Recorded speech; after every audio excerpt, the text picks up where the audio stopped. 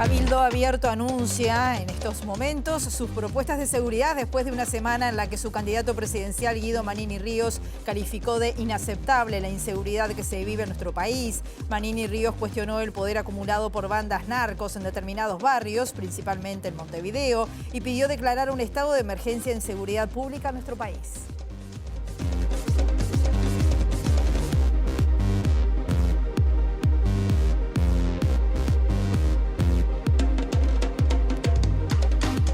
¿Cómo están? Bienvenidas, bienvenidos a MBD Noticias. Comenzamos con la información con 12 grados a esta hora aquí en Montevideo y ya nos vamos al Parlamento. Allí está nuestra periodista Julieta Núñez Tomás, conferencia de prensa de Cabildo Abierto anuncia medidas que plantean al Poder Ejecutivo por seguridad. Con la estadística que hoy tenemos. Así que el espíritu de esto es de una vez por mediodía acaba de finalizar la alocución sobre las más de 10 medidas vinculadas a la declaración de un estado de emergencia nacional de forma inmediata y por 120 días. Vamos a escucharlo y vamos a ver si podemos hacer una pregunta también. Social que se puede aplicar. Si no le garantizamos el derecho a la vida a nuestros ciudadanos, sobre todo aquellos que viven en entornos más frágiles, que no tienen los recursos económicos para pagarse una seguridad privada, para enrejarse, para poner alarmas, que dependen solo de la eficacia y eficiencia del Estado. Bueno, entendemos que cualquier política social empieza por asegurar el respeto a las normas de convivencia. Senador, estas medidas requieren un presupuesto extra y ya fueron o van a ser presentadas a las autoridades. Sí, esto requiere un presupuesto extra. Como toda emergencia se tiene que atender con fondos de emergencia. Nosotros todo lo que sea necesario lo vamos a votar y apoyar. Entendemos que una vez declarada la emergencia, el sistema político todo tendría que priorizar estas medidas y estas políticas para que de una vez por todas empiece a revertir la situación actual. Estamos en este momento afinando los números, estamos hablando de algunas decenas de millones de dólares, pero sobre todo para ese equipamiento del que estamos hablando, drones, radares, etcétera, que es fundamental para complementar el accionar de los recursos humanos. Senador, le consulto, estamos en vivo para MBD Noticias. ¿Qué rol le parece que debería ocupar en esta instancia fuerzas de seguridad que no están vinculadas a la policía? Usted ha hablado del contacto entre la policía y la Guardia Republicana. Le consulto por otras fuerzas vinculadas también a las Fuerzas Armadas. ¿Por Fuerzas Armadas? En el punto que hablamos del blindaje de frontera, control de la frontera terrestre, espacio aéreo y mar territorial, es función específica de las Fuerzas Armadas, hay mandato constitucional y ley marco de defensa, deberán tener los recursos necesarios, aviones, radares, barcos, lo que se necesita, pero si queremos realmente blindar las fronteras y de esa manera colaborar efectivamente con la seguridad pública, es algo que tenemos que encarar. Nosotros no estamos de acuerdo con el empleo militar en funciones policiales, es decir, patrullaje de barrios o cosas por el estilo. Entendemos que es desnaturalizar la función de la institución militar. Le quería consultar, con respecto a los recursos humanos, para el área metropolitana, usted decía que aquellos que están en fase de función... Muy bien, veíamos allí la conferencia de prensa que comenzó hace unos minutos en el Parlamento, donde Cabildo Abierto está planteando una serie de medidas al Poder Ejecutivo que tienen que ver con mejorar los índices de inseguridad que estamos viviendo en nuestro país, que consideran inaceptables. Vamos ahora a compartir otros títulos de esta jornada.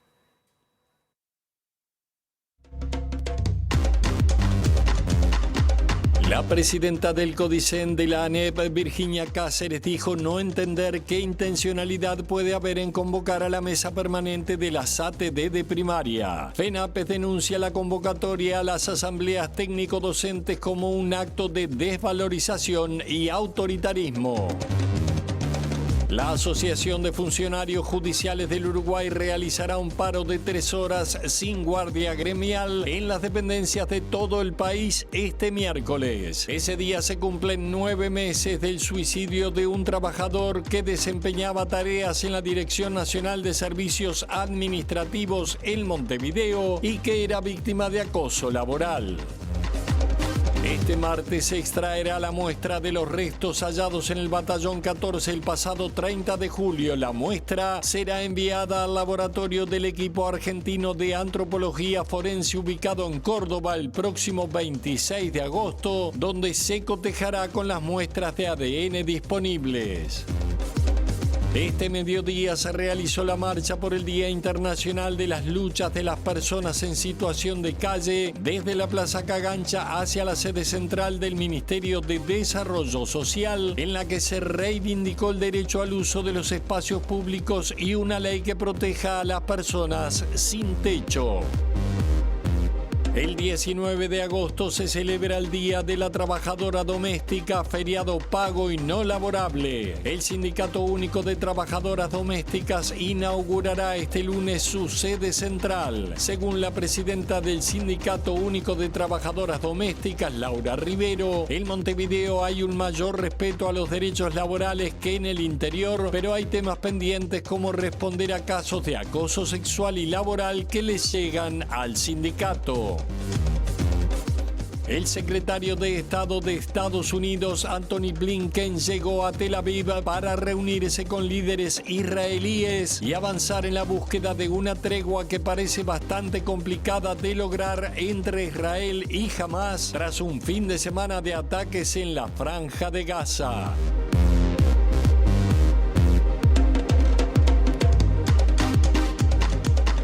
El candidato a la presidencia por el Partido Colorado, Andrés Ojeda, subrayó que analiza el planteo del diputado Gustavo Subía, que integra su equipo de seguridad, de decretar la emergencia nacional en seguridad. Consultado al respecto, descartó que las diferencias entre Subía y Diego Sanjurjo, que también es parte de su equipo, y se mostró en contra del decreto de emergencia. Dijo que no cree que sean un problema. He tratado de ser justo con el gobierno, que ha hecho un gran esfuerzo, que ha mejorado muchísimas cosas, porque estamos mucho mejor que estábamos en 2019, pero eso no quiere decir que estamos bien. Lo explicaba recién cuando hablaba. Y creo que en seguridad es donde particularmente precisamos más esperanza. Ayer se presentaba su equipo de seguridad y Subía proponía declarar la emergencia nacional. Al mismo tiempo, Diego Sanjurjo se manifestaba en contra de esa iniciativa. ¿Usted tiene una postura personal y cómo se observan estas diferencias dentro de lo que es el equipo del Partido Colorado? Bueno, el criterio va a ser el mismo que usamos para el compromiso para el país. Vamos a escribir todo lo que estamos de acuerdo, que es lo principal, y en lo que no estemos de acuerdo queda por afuera y cada uno trata de convencer al resto. ¿Y en este caso, en esta propuesta? Que hicimos con la coalición. Por eso queda asegurado un programa de seguridad común que ya está pronto. Yo no lo he querido quemar acá arriba porque lo vamos a poner el 29 de agosto. Si yo quemo las medidas me quedo sin contenido para la próxima. Pero creo que en este tema yo lo que le dije a Gustavo es, estoy dispuesto a analizar, pero contame qué es lo que trae abajo en materia de medidas, porque yo declaré la emergencia. Bueno, ¿eso qué significa? Porque la emergencia no puede ser una expresión de descontento. Él presentó 15 medidas como parte de esa emergencia. Dije, nos sentamos y charlamos, ¿tá? Y vemos uno a uno a ver si esto vale la pena o no. Pero lo que yo quiero destacar es que Gustavo ha estado siempre muy preocupado con la situación antes de que llegara a este nivel, ¿de acuerdo? Él reclama desde el primer día del gobierno declarar la emergencia porque está en el compromiso por el país. El dirigente de la vertiente artiguista, Edgardo Ortuño, sostuvo que el Frente Amplio comparte el diagnóstico de que la seguridad pública está en emergencia, pero consideró que la declaración de emergencia nacional no es una solución.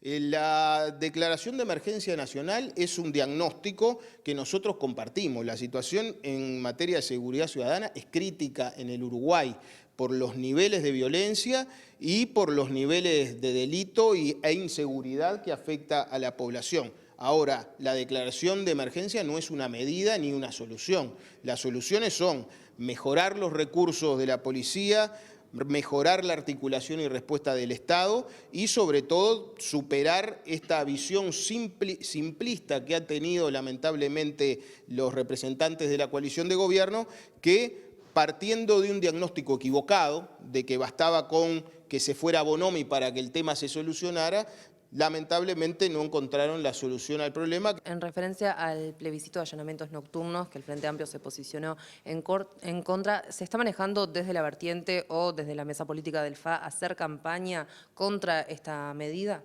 La situación de la seguridad ciudadana es crítica, debe ser abordada con un paquete de medidas y la apelación a los allanamientos nocturnos son un atajo y un eslogan de campaña. Las respuestas a la seguridad ciudadana no se alcanzan con una sola medida y menos con la medida que se está planteando, que bueno, que se ha demostrado no constituye de por sí una solución al problema. El Frente Amplio va a analizar el posicionamiento en la campaña.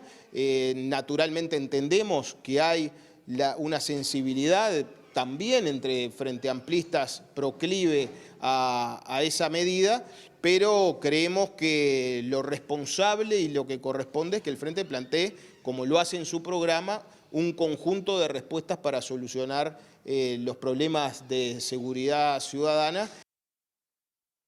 El ministro de Educación y Cultura, Pablo da Silveira, defendió la idea planteada por el candidato blanco Álvaro Delgado de pagar un incentivo a estudiantes liceales para estimular el egreso y dijo que es comparable a las políticas de Joc que este gobierno aplicó con éxito en salud, obra pública y economía. Agregó que en este quinquenio el egreso aumentó 9% contra 11% de los 15 años de mandato frente amplista y que la FENAPES, dijo, nunca hizo una propuesta para mejorar el sistema.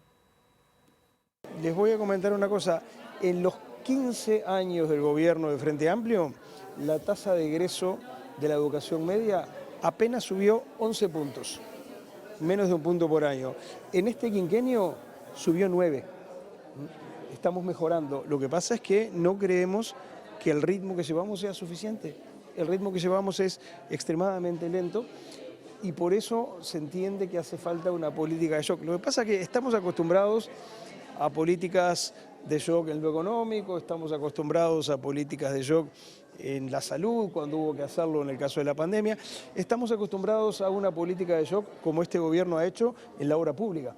La cantidad inmensa de carreteras, de puentes que se han construido o que se han mejorado. Bueno, nosotros entendemos que en este aspecto hace falta una política de shock en lo educativo.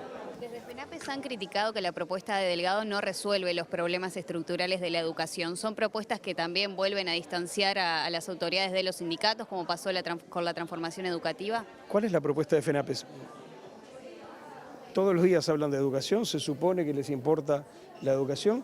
No han hecho una sola propuesta al respecto, nunca. La presidenta del CODICEN, de la ANEP, Virginia Cáceres, dijo hoy que no entiende qué intencionalidad puede haber en convocar a la mesa permanente de las ATD de primaria y FENAPES. ANEP resolvió en las últimas horas convocar de forma simultánea las asambleas técnico-docentes en escuelas públicas, liceos y UTU, lo que fue criticado por FENAPES. No me sorprendió, como decía, esta instancia es una instancia por centro. En el mes de septiembre van a tener una segunda instancia, que son las asambleas extraordinarias de carácter nacional, que duran una semana. A mí me cuesta identificar qué intencionalidad podríamos tener en convocar. En el marco de esa convocatoria, que es obligatoria porque así lo establece la ley, se evalúan un montón de cuestiones que tienen que ver con aspectos administrativos y en ese marco se fijaron las fechas. Vamos a conocer qué dice el gremio, cuál es la opinión de FENAPES ante esta propuesta. Estamos ahora recibiendo con mucho gusto a nuestro periodista Federico Jurkovic. ¿Cómo estás, Federico? Bienvenido, buen mediodía para ti.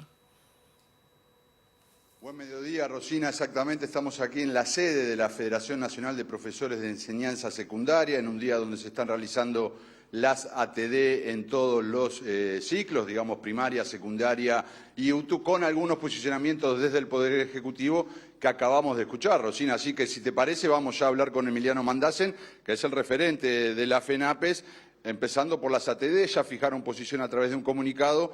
La directora del CODICEN, la presidenta, decía recién que no entiende la postura de la FENAPES. Bueno, extraña sobremanera que la presidenta del CODICEN no entienda la postura. Hay una gran molestia en el gremio docente porque lo que se practicó hoy es juntar todas las ATD de todos los subsistemas, impidiendo que los docentes puedan asistir a todos los subsistemas donde trabajan para emitir su opinión. Extraña sobremanera que la presidenta del CODICEN desconozca el multiempleo docente. ¿no? Porque dirige el sistema. Lamentablemente los docentes tienen que trabajar en más de un subsistema para poder tener un salario digno. Es una preocupación que tendría que tener, y respetar al gremio docente implicaría separar las asambleas técnico-docentes para que los trabajadores puedan asistir tanto a las ATD de primaria, secundaria y UTU y no tener que andar corriendo de un lado para el otro. Eso nos preocupa sobremanera y habla de un desprecio bastante importante por el gremio docente y por su opinión, lo cual no es una novedad en este gobierno. ¿Entienden que puede estar de fondo las posiciones contrarias que han tenido las distintas ATD en el marco de los proyectos y propuestas de la transformación educativa?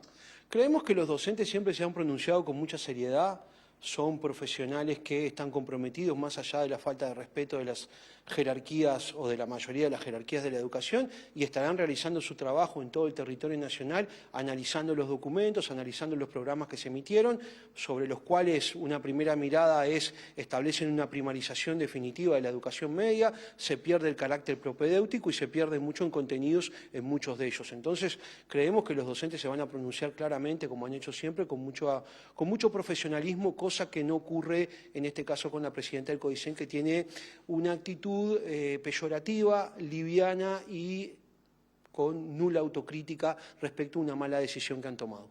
Mandás, en la sociedad uruguaya ha visto en los últimos años las tensiones entre el Poder Ejecutivo y los sindicatos de la enseñanza.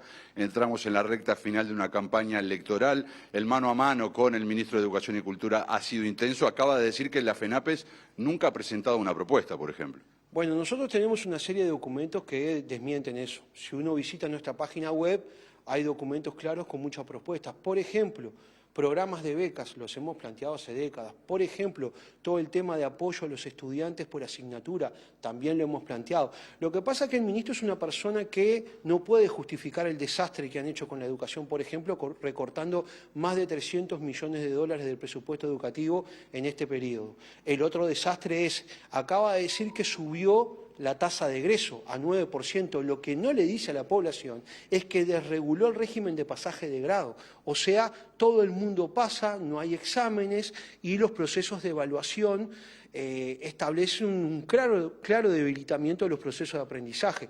Traduciéndole a la sociedad, se pasa de cualquier manera, hay una preocupación con el resultado y no con el proceso de aprendizaje de los estudiantes. El otro grave problema que tenemos que no dicen es, bueno, ¿cómo van a explicar qué van a hacer con la educación en perspectiva? Porque nosotros tenemos un compromiso y tenemos realmente estudiado que hay que llegar a un 6+1 de piso. En el programa de su sector político no habla absolutamente nada del presupuesto educativo. ¿Qué van a hacer con el presupuesto educativo?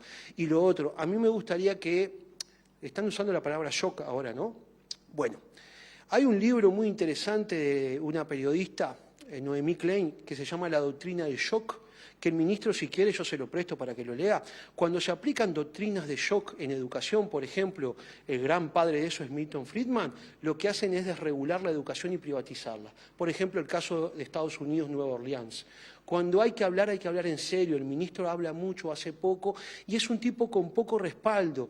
Una persona que midió lo que la FENAPES representaba en la sociedad uruguaya a través de sus seguidores en Twitter. Es realmente poco serio a esta altura el ministro. Cuando quiera el ministro, en cualquier ámbito público nos sentamos a debatir con seriedad y acá, para que la sociedad lo tenga presente, acá hay un conjunto de propuestas. Y lo otro que lo invito a leer al ministro, que es antagónico con su proceso de transformación educativa, son estas recomendaciones de la ONU, donde todo lo que está haciendo con el cuerpo docente es antagónico a estas 59 recomendaciones que ha publicado la ONU en un grupo de alto nivel de trabajo hace poco tiempo. Entonces hay que sentarse a leer, dejar de fanfarronear tanto y hablar en serio de educación y respetar al gremio docente y a la sociedad uruguaya. Para cerrar, FENAPES, a ver si entendí, ¿de alguna manera apoyan las propuestas de incentivos puntuales aliciales para terminar en el momento que impulsan políticas de becas, por ejemplo? Sí, claro. Becas bien llevadas adelante, donde se acompañen los procesos, donde además demos una discusión de un acceso claro a la salud, a la vivienda, a la cultura. Sí, las becas son siempre bienvenidas. No esto que lo fueron emparchando con el correr de los días y dicen que ahora le van a poner educación financiera a los gurises. Claro, la educación financiera, si uno mira el programa, es aprender a administrarte porque sos pobre, porque te administras mal, no porque la sociedad es sumamente desigual. Son poco serios, leen poco. Tienen que informarse más y ser más serios. Cuando quieran confrontar con FENAPES, que confronten a otro nivel. Muchas gracias, Emiliano Mandasen, referente de la Federación Nacional de Profesores de Enseñanza Secundaria. Rosina, volvemos contigo. Estaremos atentos entonces al cierre de la jornada a ver qué dicen las ATD.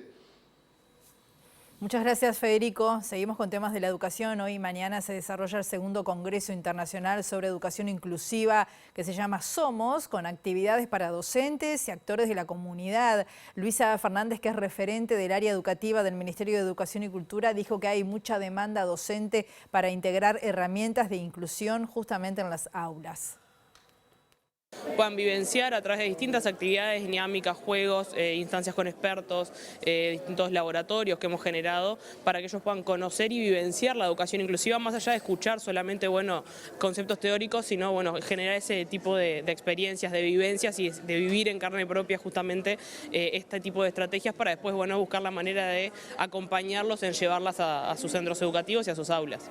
¿Falta ganar más terreno en esta materia, capacitar a los docentes? Siempre falta más en esta temática. La educación inclusiva es un campo muy extenso y muy amplio. El año pasado uno de los conceptos que quedó de la primera edición fue esto de, la verdadera educación es la educación inclusiva, ¿no? Esta en la que todos los estudiantes, todas las personas, sin distinción de, si tienen algún tipo de discapacidad o sin distinción de su edad, por ejemplo, o los migrantes, pensar también la inclusión desde un sentido bien amplio.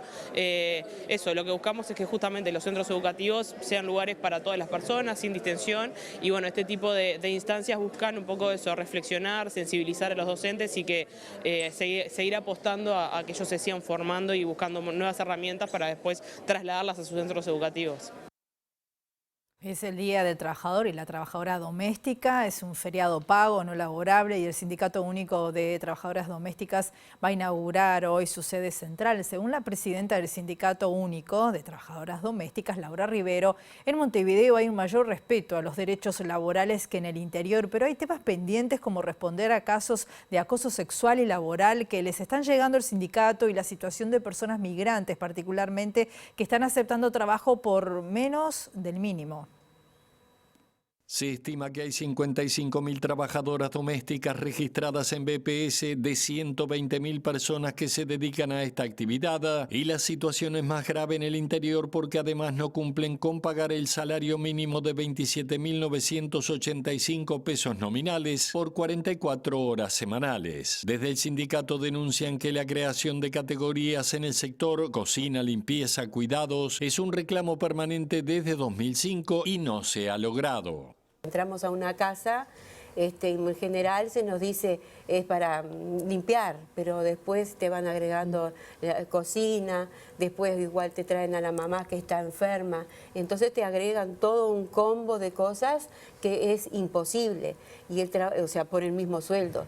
No se llega porque la parte empleadora no acepta, no quiere las categorías, está en contra de las categorías, consideran que nosotros tenemos que entrar a un domicilio, somos trabajadoras domésticas y tenemos que hacer todo ese trabajo, por ese sueldo.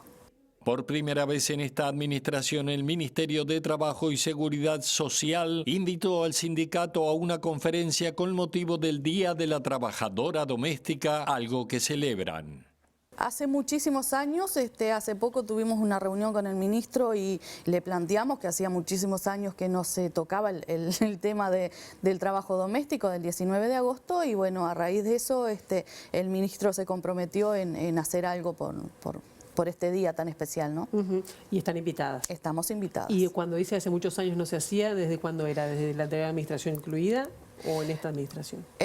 No, en esta administración esta es la primera que se hace, porque anteriormente sí se hacía. Volvemos al Parlamento. Compartíamos con ustedes al inicio del informativo la presentación por parte de Cabildo Abierto de una serie de medidas al Ejecutivo por tema seguridad. Vamos a ver algunas de las repercusiones políticas que ya están surgiendo. Julieta Núñez Tomás, bienvenida nuevamente. Adelante. Así es, Rosina, exactamente. Repercusiones vinculadas al Frente Amplio, coordinador de la bancada de diputados del Frente Amplio, opina sobre las 10 medidas, 12 medidas de Cabildo Abierto. Manini Ríos ha sido parte de las políticas de seguridad de este gobierno.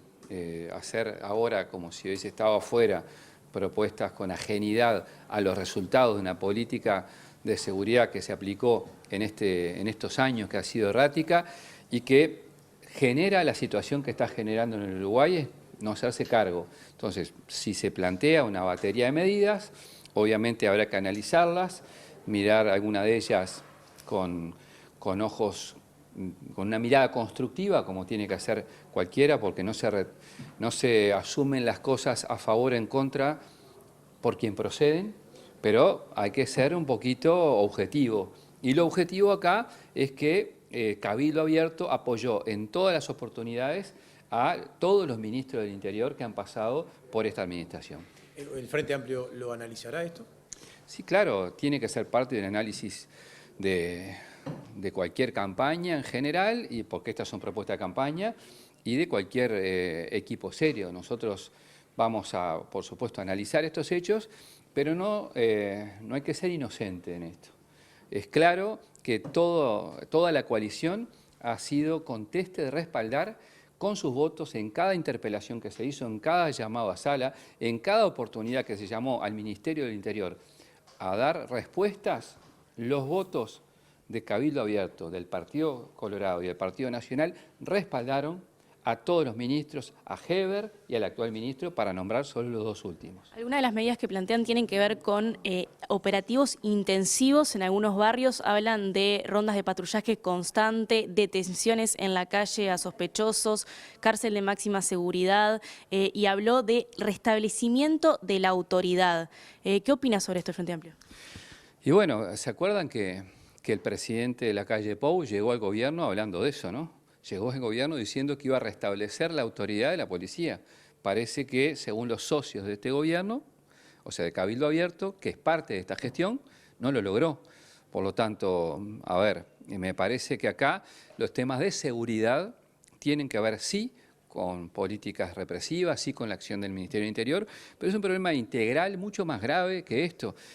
Acá el drama que estamos teniendo, entre otras cosas, es que se está naturalizando la violencia, que todos los días aparezcan muertos, gente joven en particular, y todas las crónicas señalen eso, nos está indicando a las claras que hay un fracaso y que ahora, claro, todo el mundo quiere sacar la pata del lazo. Manini Ríos dice que se llega a esta situación por lo que fueron las políticas de seguridad del Frente Amplio, de 15 años del Frente Amplio, y que el Frente Amplio ahora ofrece al mismo equipo de cara a esta elección y para un posible próximo gobierno. ¿Qué responde a eso?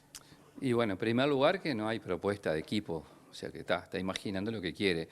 Y en segundo aspecto, obvio, todo lo que dicen es culpa del Frente Amplio. Lo que pasa es que el 1 de marzo empezaron a gobernar, pasó todo este tiempo, y si al día de las elecciones, faltando unos 70 y algo días para votar, siguen aludiendo a los gobiernos del Frente Amplio, quiere decir que lo que hicieron mucho no sirvió. ¿Ustedes desde el Frente Amplio ven con preocupación los tintes autoritarios que pueda llegar a tener esta medida? Y sí, si no se descartan medidas prontas de seguridad, tiene un aroma a la época de la dictadura enorme, ¿no? Hasta aquí las palabras de Maía. Volvemos con ustedes, Rosina. Muchas gracias, Julieta. Vamos a volver ahora a la situación de las y los trabajadores domésticos. Estuvo aquí hoy la presidenta conversando con Pilar Teijero. Dijo que es común que lleguen denuncias de acoso sexual y laboral, pero que es complicado llevarlas adelante por miedo a perder el empleo y la dificultad de obtener pruebas. Esto lo dijo hoy la presidenta del Sindicato Único de Trabajadoras Domésticas, Laura Rivero, quien agregó que en estos momentos justamente se está abordando un caso donde la víctima está incluso con un cuadro depresivo. Es común, acá en Montevideo me ha tocado atender casos de compañeras, incluso que han tenido casos de acoso laboral y sexual dentro de un domicilio. Lamentablemente esas compañeras tienen muchísimo miedo. Nosotros estamos solas frente al empleador. De ahí tenemos que demostrar un montón de cosas. Muchas veces que no tenemos es la palabra del empleador contra la nuestra, y eso es muy difícil. Cuando vamos a denunciar, por ejemplo, si alguna situación ante el ministerio y eso, siempre nos piden, bueno, pero como que nos tratan como que, bueno, pero ¿y será verdad? Se realizó la marcha por el Día Internacional de las Luchas de las Personas en Situación de Calle. Fue desde la Plaza Cagancha hacia la sede central del Ministerio de Desarrollo Social. Allí se reivindicó el derecho al uso de los espacios públicos y además se pidió una ley que proteja a las personas sin techo. Una de las principales reivindicaciones es el derecho a estar en calle, el derecho a habitar la calle, el derecho a utilizar los espacios de la calle, ¿no? Porque cada vez la calle es más ilegal, ¿no? Hasta vender en la calle, todo es más ilegal, pero no existen soluciones reales, ¿no? Entonces, de ahí comencemos un poco con la situación de lo que está pasando en la calle, ¿no? Y además que cada vez la calle es más hostil para la misma persona en condición de calle. ¿Por qué? Porque en realidad no existe ni siquiera una ley que proteja la situación de calle. Entonces, si no hay leyes, simplemente dentro de la Constitución uruguaya dice que todos los ciudadanos uruguayos o que vivan en el espacio uruguayo tienen derecho a tener una casa, pero eso, quién sabe qué. Hacemos una pausa ahora muy breve y volvemos enseguida.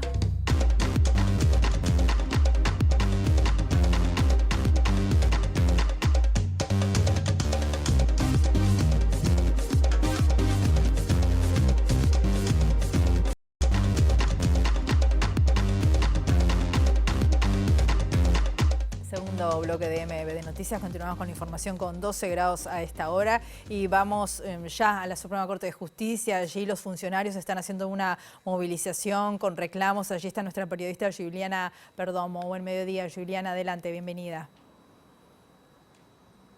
Gracias, Rosina. Buen mediodía para todos. Como ustedes adelantaban en titulares, tendremos un paro de los funcionarios judiciales, un paro nacional parcial que se va a estar realizando en reclamos a la Suprema Corte de Justicia por un caso de acoso laboral que data del año pasado y que tiene como víctima a un funcionario que decide quitarse la vida en noviembre del 2023. Y para más detalles estamos con Pablo Elizalde, el secretario general de la asociación. Muchas gracias por estos minutos. Bueno, no hay avances en la Suprema Corte de Justicia. ¿Cuáles son los reclamos por parte del sindicato? Nosotros lo que estamos reclamando es que una vez se tome resolución sobre el sumario. Todo empezó ya hace 9 meses, no tenemos una resolución. Lo único que sabemos es que los funcionarios que ejecutaban directamente el acoso hacia el compañero y hacia los compañeros de elección general de los servicios administrativos del Poder Judicial están separados del cargo, pero si no hay una resolución en el sumario, en los primeros días del mes de septiembre se estarían reintegrando a trabajar. Nosotros lo que estamos reclamando, que ya hace mucho tiempo sobre lo que pasó, se hicieron primero una investigación administrativa, ahora un sumario, y no tenemos ningún tipo de noticias de qué es lo que va a pasar con esta gente. Aparte le estamos reclamando a la Corte un fuerte mensaje para que en las oficinas judiciales a nivel nacional no se vuelvan a repetir este tipo de situaciones, que de hecho hemos corroborado que sigue habiendo desborde de autoridad a nivel nacional. Ustedes están reclamando que se instale una oficina de salud laboral también. También estamos reclamando eso, que está totalmente detenido. Ya la propuesta que planteó el sindicato ya a esta altura ya tiene 2 años, quedó detenida, idas y venidas, que hay que mejorarla, que no sabemos dónde va a funcionar, pero en concreto no hemos tenido ningún tipo de novedades sobre el avance de esta oficina, que no soluciona el problema del fondo, pero sí lo que tiene es irlo atemperando. El Poder Judicial tiene una estructura piramidal muy fuerte, donde los desbordes de autoridad están a la orden del día. Lo que nosotros, este tipo de oficinas y políticas sobre salud laboral, sobre la no violencia en los ámbitos de trabajo, este tipo de oficinas trabajaría en esa área. ¿Cómo ha sido el diálogo con las autoridades? Bueno, el diálogo siempre ha sido correcto, hemos tenido alguna dificultad, sobre todo en estos planteamientos en los últimos meses, pero que creemos que es el momento de sentarse a dialogar más fuertemente y poder llevar adelante este tipo de improntas, como podría ser la Oficina de Salud Laboral, que como ya te dije, lo que estaría haciendo es generar políticas y pautas para que este tipo de situaciones ya no pasen más. ¿Se resuelve este paro nacional parcial por este caso del año pasado? ¿Se van a tomar más medidas a futuras teniendo en cuenta los hechos de relevancia? Lo que nosotros planteamos para el próximo miércoles en el paro parcial es justamente una resolución sobre esta temática. Lo que sí seguimos bregando es para la instalación de ámbitos de diálogo para justamente que este tipo de situaciones no vuelvan a ocurrir. Pero específicamente lo que estamos planteando ahora es que el miércoles queremos dar un fuerte mensaje porque justo el día 21 se cumplen 9 meses de la triste decisión del compañero y creemos que ya es tiempo suficiente como para que la Suprema Corte de Justicia tome resolución sobre esta situación tan trágica. Muchas gracias. No, gracias a ustedes. Bueno, Rosina, así pasaba la palabra del secretario general de la Asociación de Funcionarios de Judiciales. Les reiteramos, el próximo miércoles van a estar realizando un paro de 3 horas, paro nacional parcial, ante estos hechos del año pasado y van a continuar las medidas. Muy bien, muchas gracias, Juliana. Otros temas. Este martes, mañana se va a extraer la muestra de los restos hallados en el Batallón 14 el pasado 30 de julio. La muestra va a ser enviada al laboratorio del equipo argentino de antropología forense ubicado en Córdoba. Se va a enviar el próximo 26 de agosto, donde allí se va a cotejar con las muestras de ADN disponibles. El miércoles pasado, el fiscal especializado en crímenes de lesa humanidad, el doctor Ricardo Percivale, informó que los restos hallados pertenecen a un hombre de entre 43 y 57 años. Una vez conocidos los resultados, se va a informar al fiscal Percivale, que va a notificar al IAF y a la Institución Nacional de Derechos Humanos. Los 3 organismos van a revelar los resultados a la Organización de Familiares de Detenidos Desaparecidos y luego va a ser todo esto comunicado a la ciudadanía. Desde el Partido Socialista hay optimismo frente al plebiscito de la reforma de seguridad social, que según las últimas encuestas tiene una alta intención de voto y otro tanto de indecisos. Gustavo González, quien encabeza como primer suplente la lista socialista del Senado, aseguró que la coalición sigue insistiendo en la posición del Frente Amplio frente a la consulta popular porque temen su triunfo. Con mucha tranquilidad. Es una foto, ¿no?, la encuesta, y con mucha tranquilidad, pero desde que arrancamos en esta batalla tan desigual, de David y Goliat, tan desigual, salimos con mucha confianza. Porque yo creo fundamentalmente en la reserva moral de nuestro pueblo y que se va a oponer a esta falacia que ha sido durante tantos años la SAFAP. ¿Por qué me refiero a esto? Porque las AFAP fracasaron. Es lo que tendrían que saber los que la defienden. Y todavía tenemos que soportar que el exministro, por ejemplo, de Trabajo, nos dijo que nosotros queríamos afanar el dinero a los trabajadores. ¿Quién hizo la confiscación? Hoy tienen 22.000 millones de dólares de ahorro de los trabajadores y las trabajadoras de este país. Y llamo a los detractores a que tengan más calma. Por ejemplo, el exministro García dijo que habíamos falsificado firmas. Le dijimos que fuera a la justicia, no fue porque mintió él. Lo de Carolina Cose es un problema de Carolina Cose. Ella hizo su declaración, dijo que no iba a acompañar, etcétera, etcétera. A mí no me molesta. Yo lo que quiero es creer en mi fuerza. Soy optimista por naturaleza, vamos a triunfar a pesar de todos los pesares. El Abrazo y la vertiente artiguista están a un paso de concretar una alianza para integrar una lista al Senado encabezada por la diputada Cristina Lustenberg y secundada por el exdirector de OCE, Edgardo Ortuño. La Dirección Nacional de la Vertiente aprobó este fin de semana la propuesta de un acuerdo electoral con el Abrazo, entre otros puntos de cara a las elecciones de octubre. Estamos proponiendo un acuerdo electoral al Abrazo, encabezado por Cristina Lustenberg, para comparecer conjuntamente en las elecciones con una propuesta electoral novedosa que aporte y contribuya con la diversificación de la oferta electoral del Frente Amplio y a la vez en conjunto invitar a sumarse a otros sectores con los que hemos compartido el apoyo a la candidatura de Yamandu Orsi en las elecciones internas y que además, y lo más importante, compartimos una sensibilidad sobre las prioridades que hay que impulsar en el país en el próximo gobierno del Frente Amplio. Nuestra posición es plantear la integración de esta lista al Senado con el encabezamiento de la compañera Cristina Lustenberg, acompañado en mi caso como representación de la vertiente, y abrir a la posibilidad de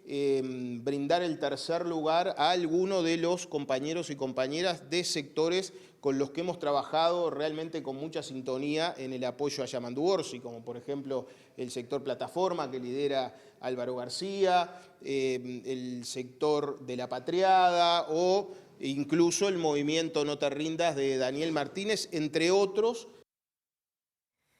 El candidato presidencial del Frente Amplio, Yamandu Orsi, dijo que la promesa hecha por el presidente de la calle Pou de que su gestión sería los 5 mejores años para la sociedad uruguaya está muy lejos de parecerse a la realidad. Fuimos capaces de estar 15 años y el país floreció. Tenemos que tener la lista de nuestros logros, que fueron muchos. Ya bien cometimos errores, por supuesto. Ahora, estos 5 mejores años de nuestras vidas, tan lejos de parecerse a la realidad.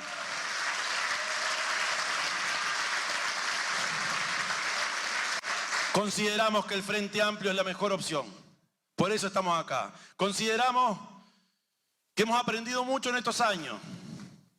Consideramos que estamos muy unidos y que tenemos espalda. Consideramos que no podemos fallarle a quienes crearon esta maravillosa herramienta que es el Frente Amplio. Y tampoco podemos fallarle a todos aquellos que construyeron en Uruguay, ladrillito tras ladrillito, incluso a veces de otras tiendas políticas, que se la jugaron por un futuro del país mejor.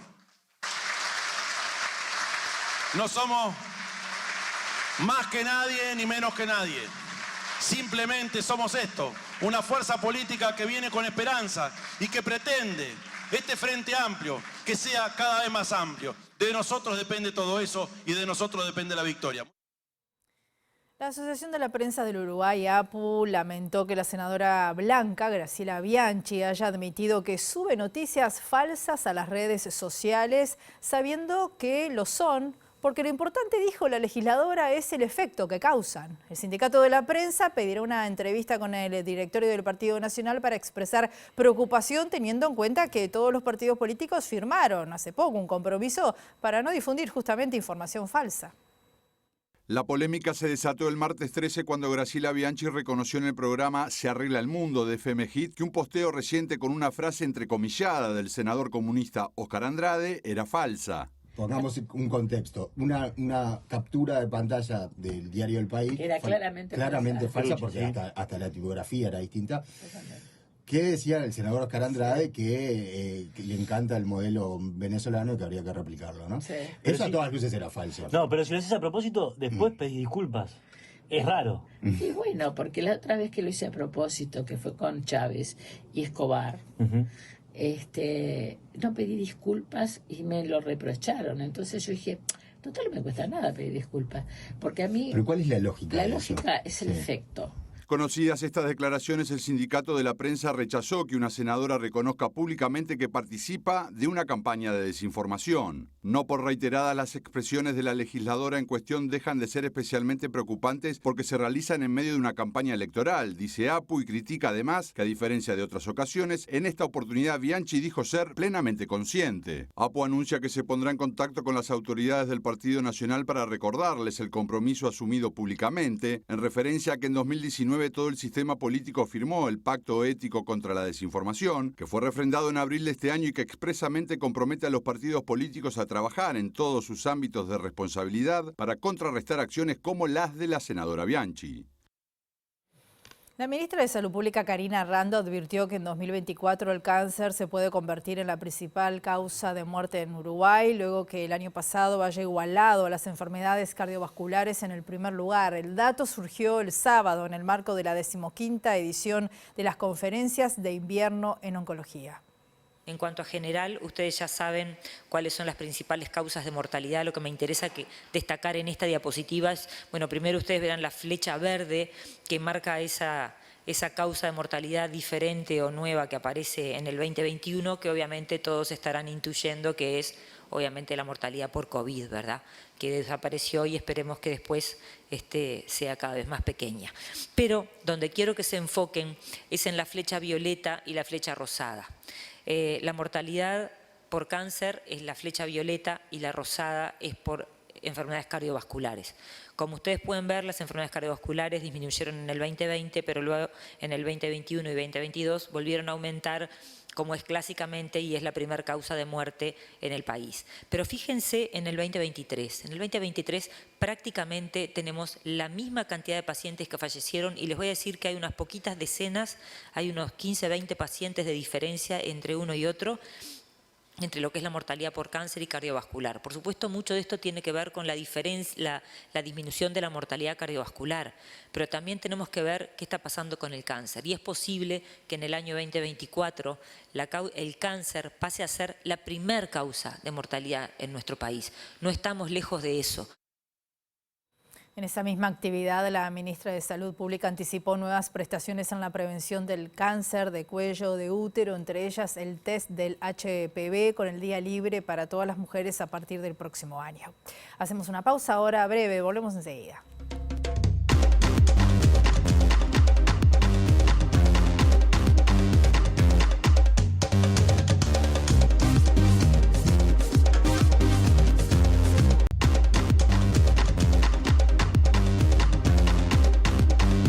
Bloque de MBD Noticias. Continuamos con la información. La Agencia del Cine y el Audiovisual del Uruguay, ACAU, está impulsando un proyecto sobre patrimonio que, según Cinemateca, está relegando a la institución, viola su autonomía y no tiene en cuenta su legado como principal archivo uruguayo del cine. María José Santa Creu, que es la coordinadora de Cinemateca, expresó a La Diaria que están alarmados por este proyecto de creación del patrimonio audiovisual uruguayo que lleva adelante la ACAU, presidida por Facundo Ponce de León. Señaló que allí se dispone la intervención de Cinemateca y la apropiación de su patrimonio cuando sea pasado a formato digital, así como la creación de un organismo interinstitucional presidido por la agencia que intervendría en asuntos que Cinemateca no puede delegar sin desaparecer.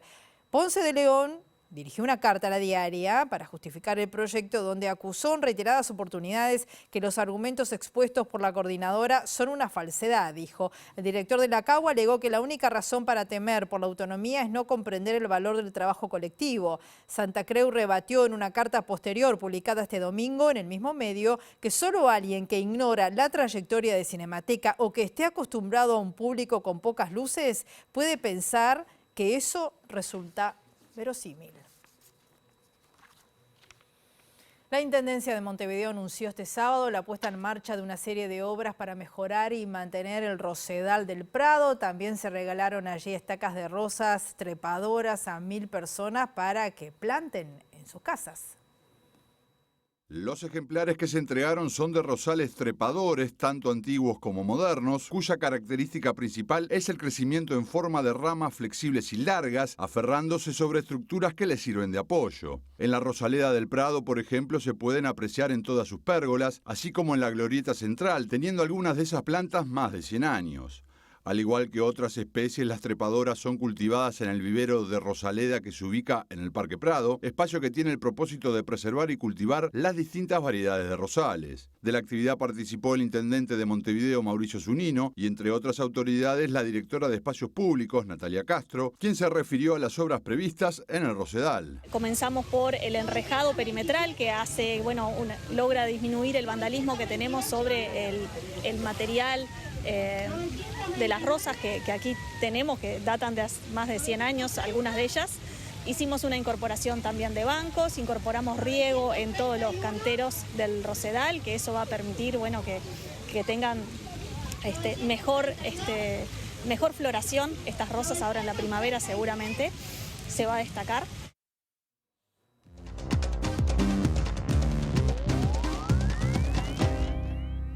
El secretario de Estado de Estados Unidos, Antony Blinken, llegó a Tel Aviv para reunirse con líderes israelíes y avanzar allí en la búsqueda de una tregua que parece bastante complicada de lograr entre Israel y Hamás, tras un fin de semana de ataques en la Franja de Gaza que sigue dejando decenas de muertos palestinos y eleva a más de 40.000 las víctimas de ataques israelíes desde el pasado 7 de octubre.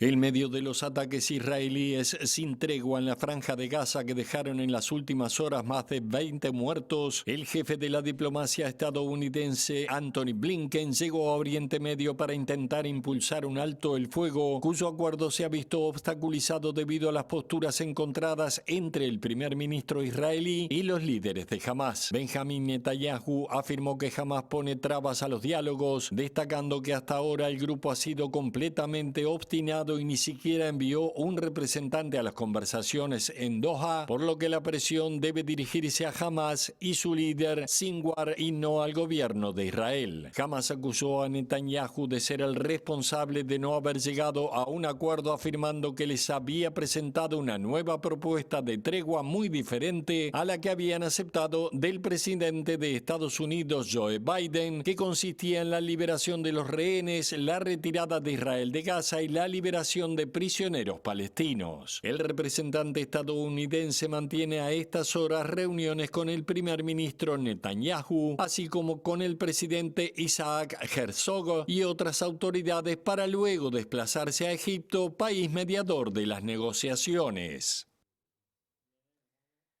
A pocos días de la convención demócrata del 22 de agosto, la carrera hacia las elecciones presidenciales en Estados Unidos presenta un escenario muy reñido. Por el momento hay una ligera ventaja para la vicepresidenta Kamala Harris frente al expresidente y candidato republicano Donald Trump.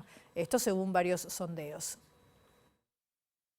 La diferencia más significativa es la que ofrece la nueva encuesta publicada por ABC News, Washington Post e Ipsos, que da a la candidata demócrata una ventaja de 50% frente al 45% que obtiene Trump, si bien Harris no logra superar al expresidente en temas clave como el manejo de la economía y la inmigración. Según esta encuesta, Harris se impondría ante Trump entre todos los adultos y lo superaría también entre los posibles votantes por un 51% frente al 45% que obtiene el magnate neoyorquino. La encuesta de la consultora Ipsos refleja, al igual que el promedio elaborado por la web 538, lo reñido de estas elecciones, en momentos en que la vicepresidenta Harris se prepara para aceptar oficialmente la próxima semana su nominación en la Convención Nacional Demócrata. En el promedio de 538 divulgado este domingo, Harris adelanta a Trump por un margen de 2,6 puntos porcentuales, 46,4% frente al 43,8% que obtiene Trump. Y de acuerdo con un agregado de encuestas publicado por The Hill y Decision Desk, Harris supera a Trump a nivel nacional por un estrecho 1,8%, 49% de la demócrata frente al 47% del republicano. La dupla demócrata, Harris y su compañero de fórmula, el gobernador Tim Walz, ha logrado revertir por el momento los malos augurios para su formación de cara a los comicios de noviembre que tenía el presidente estadounidense Joe Biden cuando figuraba como candidato. Trump se prodigará esta semana próxima con una intensa agenda de actos de campaña para contrarrestar el foco mediático que en los próximos días se cernirá sobre la Convención Nacional Demócrata, donde se oficializará como candidata a la vicepresidenta Kamala Harris. Nos vamos, volvemos a las 18:55 con la edición central de MBD Noticias. O mañana a las 8 la primera edición. Que pasen bien, hasta luego.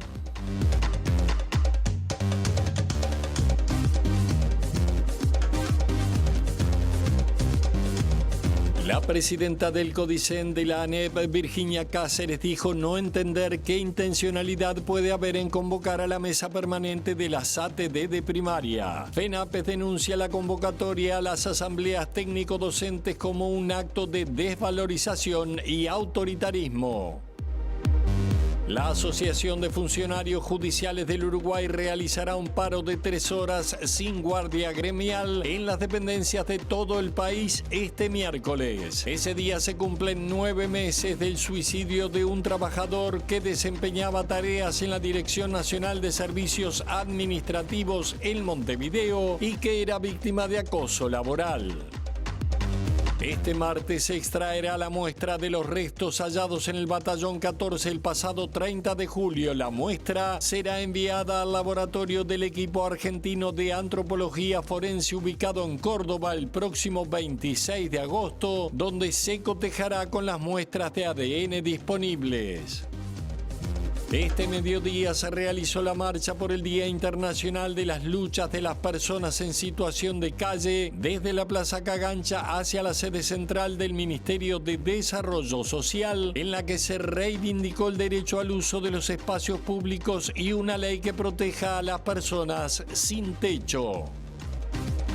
El 19 de agosto se celebra el Día de la Trabajadora Doméstica, feriado pago y no laborable. El Sindicato Único de Trabajadoras Domésticas inaugurará este lunes su sede central. Según la presidenta del Sindicato Único de Trabajadoras Domésticas, Laura Rivero, en Montevideo hay un mayor respeto a los derechos laborales que en el interior, pero hay temas pendientes como responder a casos de acoso sexual y laboral que les llegan al sindicato.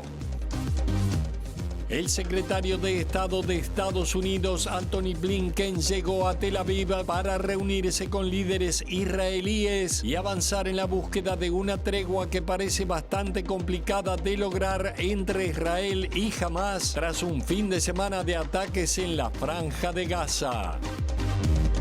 Cabildo Abierto anunció sus propuestas de seguridad después de una semana en la que su candidato presidencial, Guido Manini Ríos, calificó de inaceptable la inseguridad que se vive en Uruguay.